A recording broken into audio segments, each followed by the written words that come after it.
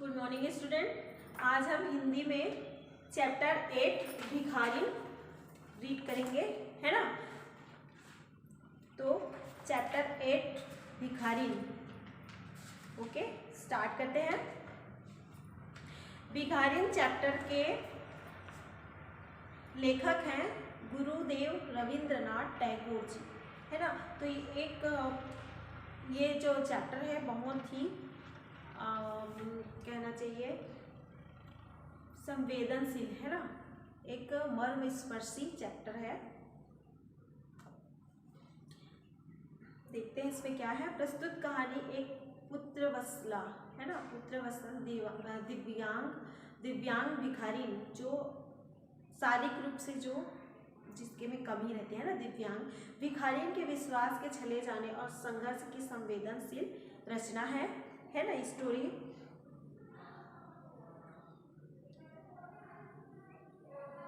ठीक है, देखते हैं स्टोरी क्या है।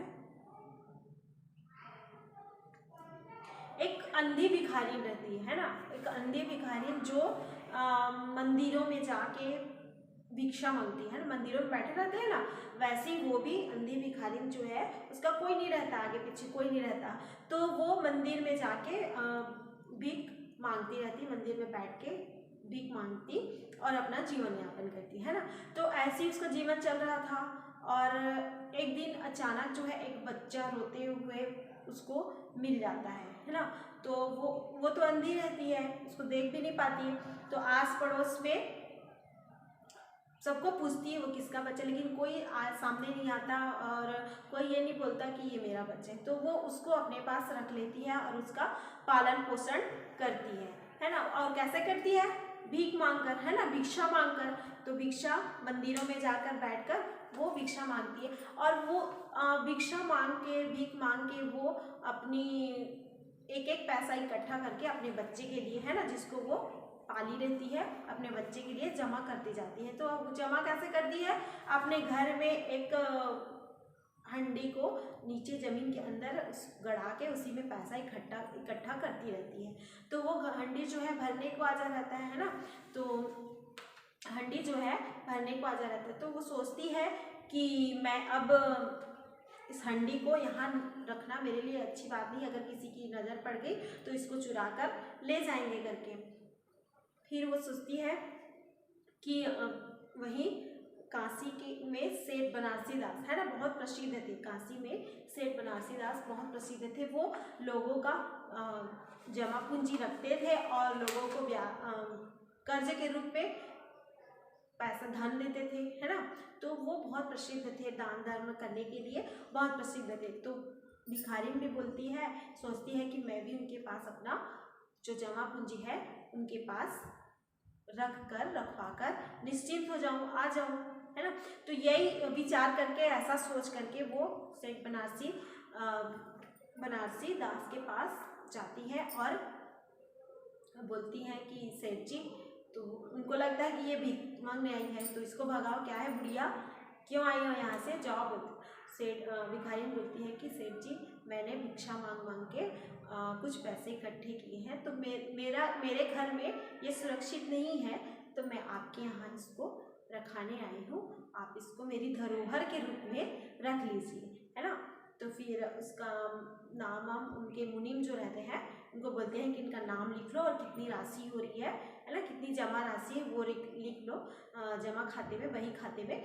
तो फिर बुढ़िया जो है, भिखारिन जो है, नाम बताती है, जितना पैसा होता है सब लिख लेते हैं ना। तो 2 वर्ष अच्छे से बीतता है। उसके बाद उनका जो पालित बेटा रहता है, जिसको वो पाल के बड़ा की रहती है, वो अचानक से उसकी तबीयत जो है बहुत ख़राब हो जाती है। तो वो नीम हकीम करवाती है, वैद्य को दिखवाती है, जितना पैसा रखे रहती है अपने घर में सारा खत्म हो जाता है ना, सब इलाज करवाती है। तो उसके बाद उसको लगता है कि अब नहीं, अब तो ये ठीक नहीं होगा, अब तो डॉक्टरी इलाज ही करवाना पड़ेगा। तो ये सोचकर वो सेठ बनारसी दास के पास जाती है कि मुझे मेरा जो धरोहर राशि है, मैं जो आपके पास जमा करवाई हूँ, वो उसको लेने के लिए। तो वो जाती है वहाँ सेठ बनारसी दास के यहाँ और बोलती है, पहले तो उसको भगा देते हैं ना कि जाओ यहाँ से भागो, फिर भी वो जाती है अंदर। फिर बोलती है कि सेठ जी, मैंने आपके पास मेरे पैसे जो है वो धरोहर के रूप में आपको रखवाया है, वो मुझे चाहिए, मेरा बच्चा जो है बहुत बीमार है ना, बहुत बीमार है। तो वो सेठ जी बोलते हैं कैसा पैसा, किस तरह का पैसा है ना, मेरे पास कोई नहीं है, तुम्हारा कोई धरोहर नहीं, तुम्हारी कोई राशि जमा नहीं है। मुनीम को बोलते हैं, क्यों मुनीम, इसका नाम देखो क्या नाम है करके पूछते हैं। फिर बोलते हैं, क्यों मुनीम, इसके नाम से कुछ जमा है क्या। तो वो भी समझ जाता है कि नहीं, इसके नाम से कुछ भी जमा नहीं है ना।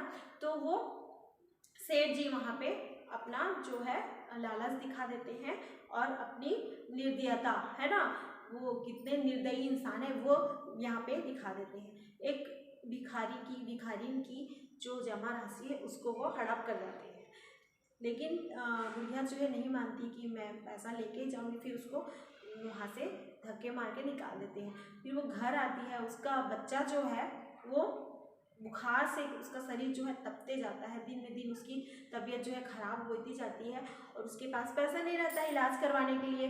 तो फिर भिखारी क्या करती है कि वो अपने बच्चे को लेके सेठ जी के घर वहाँ पे जाके बैठ जाती है, उसके दरवाजे के बाहर। मुनीम जो है सेठ जी को खबर देते हैं कि बुढ़िया आके बैठी यहाँ पे। सेठ बोलते हैं कि इसको भगाओ यहाँ से करके, है ना, भगाते हैं आके, लेकिन वो वहाँ से हिलती भी नहीं है। और फिर जाके बोलते हैं कि अंदर जाके सेठ जी को कि बुढ़िया जो है जाने का नाम ही नहीं ले रही है। फिर सेठ बनारसी दास है वो बाहर आते हैं, है ना, अपने घर के बाहर आते हैं, बोलते हैं कि बुढ़िया यहाँ पे क्यों बैठी है, जा यहाँ से करके। फिर उसके गोद में बच्चा, वो पकड़ी रहती है अपने बच्चे को, वो तो बुखार से लस्त रहता है उनका बच्चा जो है।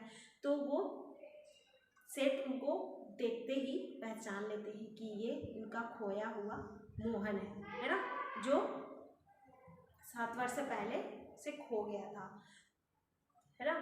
तो किसी मेले में वो उनका बच्चा है खो गया था, तो झट से पहचान लेते हैं। और उसके जंघे पे एक निशान रहता है, उस निशान वो समय के साथ बढ़ जाया रहता है। तो उस निशान को वो देखते हैं कि कंफर्म करते हैं कि ये वही है कि नहीं करके।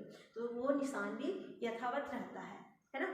तो देखकर सेठ बनारसी दास पहचान जाते हैं ये तो मेरा बच्चा है करके, उसको झट से उसकी गोद से ले लेता है। शरीर, बच्चे का शरीर जो है बुखार से, एकदम तेज बुखार से तपते रहता है।